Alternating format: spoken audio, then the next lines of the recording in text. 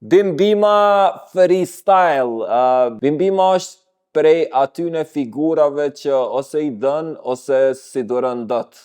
Ama njësun ja mohon kërkush është ndër të fundmit, për mos me thoni fundit i llojit vet që hala është rrotull, pavarësisht krejt seneve negative që mundesh me i menu për të, një sen nuk ja hup për një me, s'ki qysh me ja hup përveç nëse i hejter, besnikri ndaj parimeve dhe qëndrimeve të veta. Tash, a ka qenë kjo qasja më e mirë për karrierën e tij, a ka pas hapësirë me bo ma shumë, me u hap, me zbut diskursin e me i qel disa dyrë tjera, kjo është muhabet tjetër, ama për konsistencë dhe stoicizëm në qëndrimet edhe parimet e veta, Bimi i ka nejt vetës deri në fund.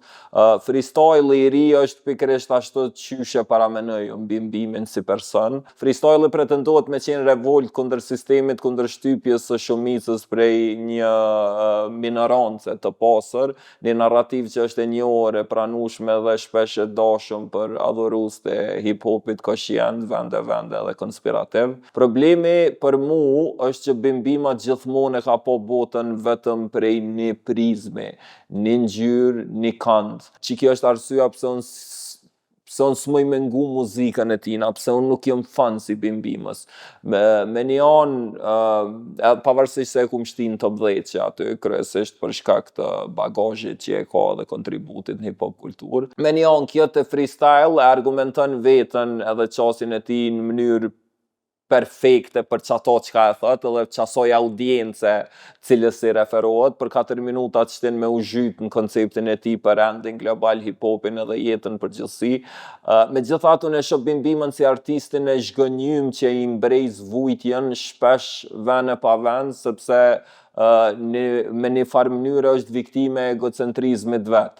Qasja e tij predikuese për jetën, sistemin edhe kritikat e vazhdueshme ndaj hip-hopit mainstream e bojnë me u duk shumë shpesh i palakmueshëm si person. Shtoj kësaj edhe arrogancën, mënyrën qysh e sheh veten si shpëtimtar ose nismëtar të hip-hopit, thuti pa të s'kish ekzistu ky zhanër, ose koha ish ndal, në sytë e mi që kjo e bën jashtë një farë doze të corniness, e cilën s'muj me shmang kur e gjikoj Bimbimën si artist, edhe përmbajtjen që na ofron është shumë e përputhshme me qatë perceptimin që e kam unë për të si person. E shoh shumë shpesh si një artist që njëkohësisht pretendon respekt ose ankohet që s'po merr respektin që i takon, edhe ja lën fajin gjithmonë botës për mosnjohje. E masnej që kjo e bën me u duk pak idhnak edhe salti.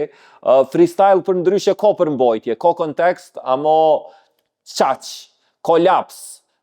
Personalisht kur du me konsumu poezi, lexoj poezi. Kur du me ngu muzik, preferoj me ngu artist që janë gifted në krejt aspektet muzikore, jo veç me njonin prej tyne që është lapsi. Definitivisht e kum pat në internet që është kriju një farë zhurme dhe hype rreth këtij freestyle për shkak të koshiencës mrapa që po i drejtohet audiencës me sinqeritet edhe po i trajton problemet cilat nuk i shohëm të trajtu, sidomos në hip-hopin modern.